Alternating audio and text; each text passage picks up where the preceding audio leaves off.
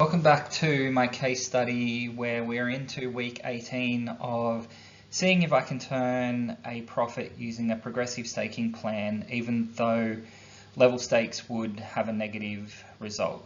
So let's just quickly review the rules. So the rules are the selections must have a negative expectation, as in level stakes they lose. There needs to be a high number of bets to get through this quickly, so it generally requires about 8,000 bets for one test run. And there needs to be a maximum loss limit, so I set it to $1,000. That doesn't mean I only lose $1,000, I can lose more than $1,000, but it is set that once we lose more than $1,000 we finish up, and also if we make more than $1,000 it finishes up the test. So let's get in and see how the tests have gone. So test 11 has been the test that we've been running over the last week, and it ended up in a profit of $1,624, taking our combined total now up to $8,263, which is completely unexpected. Not what I was expecting to happen, and my hypothesis was that we were actually going to lose money, at least around that negative expectation of about 3%, but it's turned into a profit. So at the moment I would have to say progressive staking can work in some instances, and I'll give the exact rules at the end of this video. Let's jump in and see how test 11 actually breaks down though. So test 11 had 8,171 bets. The current profit loss was up over 1,600, which I said. When we stopped the test, there was still sequences that had negative amounts that totaled up to $176 that we're not going to try to recover. And the max bet size was up over $3,000, which is about the highest we've had, and this was because it had some very bad runs during the test, but still seemed to hit the winning sequence of bets that it needed to recover on each of those runs. We had 2 runs which went over $3,000. So here's the graph, and you can see again nothing really happens for the first 1,000 odd bets. It tends to just slowly lose because we're doing level stakes, which we know is expected to lose, and then we hit the progressive staking at least small stakes, and it brings up a bit of a win. Now eventually you hit that big loss at around 3,000 bets, and it quickly recovered on that to bring us up just short of $500, which it then continued on for quite a while, just slowly increasing but not really doing anything. You make your money with this progressive staking when you have those large losing runs that do recover, and apart from that it just seems to go sideways.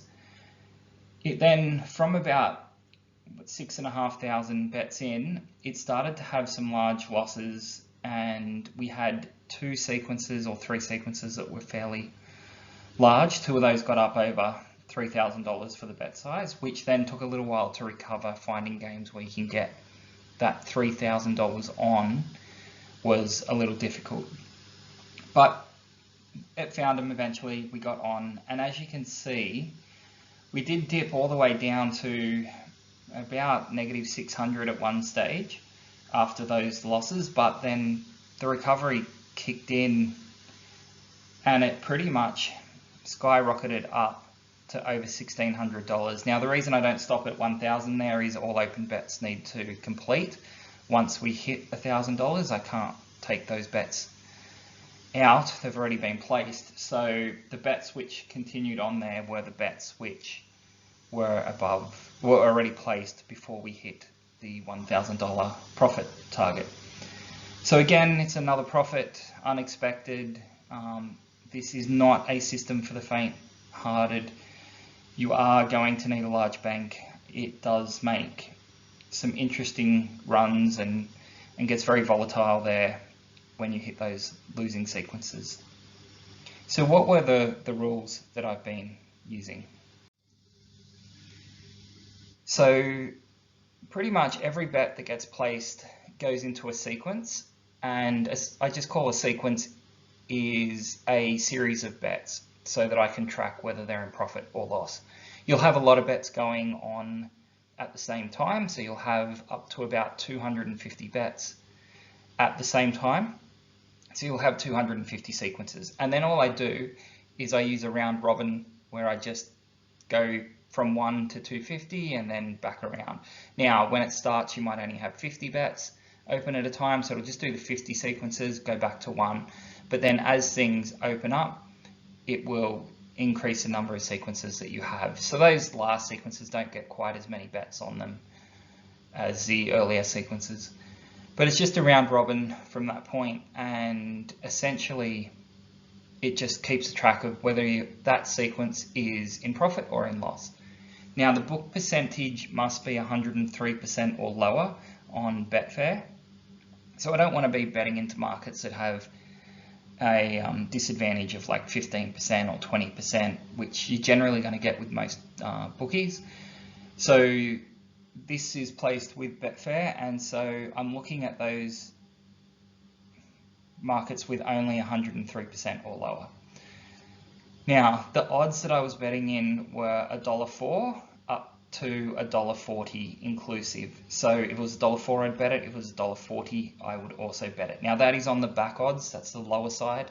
So I was always crossing the spread to take the odds on the worst side of that spread. But that didn't seem to cause too much of an issue. I was more interested in getting the bets on than actually trying to get the best value of what I was placing.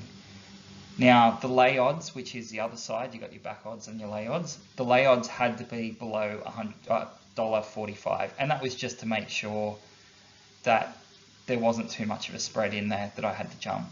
Now, keeping the book percentage at 103% generally kept that spread pretty low. Now, I started increasing once the loss was greater than 2 units. So at 2 units, I didn't increase. The next one was still essentially a level stakes $1 bet. But as soon as it got above $2, so $2.01, for instance, then I would start to use the progressive staking. Now, the progressive staking was basically dividing the bet size by 0.3.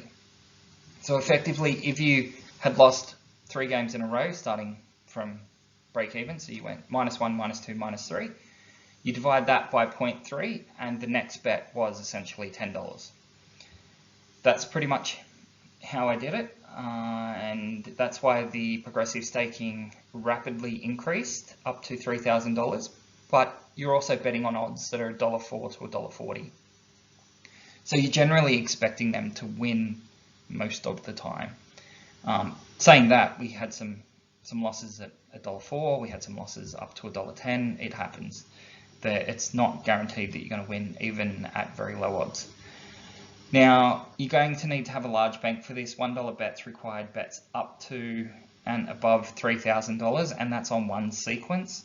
So you could have multiple sequences in that recovery, and you are going to have up to 250 sequences running at once anyway. Not all of them will be in recovery. It's generally about 10% or less. But let's just say you needed 2 or 3 of these up in the $700 to $3,000 range. You're probably going to need a bank that's up easily above $20,000, $30,000 to be able to run this, and that's what you're going to have at risk. So the reason you wouldn't want to just do it with like $10,000 is what happens if that first run is a loss.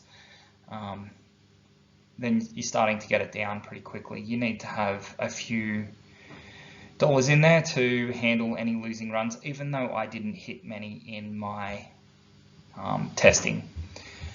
And lastly, just pray that you don't hit a losing run. It's generally not the losses in a row that are the problem. It's generally where you have loss, win, loss, win, loss, win, because you're not recovering much on those wins. Especially if they're like $1.10, you basically need to win about $1.30. So you need to get back to 0.3 to 0.4 because you've gone up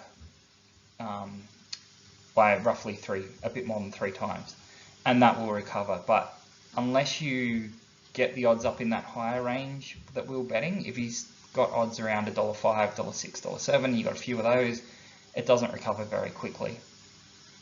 So it's all about just hoping that you don't get the sequences that will take you out. You will get sequences that take you out. I'm sure as I continue testing, there will be some, but this is essentially the rules I used. It made $8,000, so let's say you threw 20 grand at this, you've almost made 50% in 18 weeks. You've made, what, 40 something percent, which isn't bad, but it's a bit of a stressful way to bet when there's much easier ways to make a profit. I'll leave it there. Hopefully this has been helpful, and if you've got any questions, place them in the comments, and thanks for watching the video.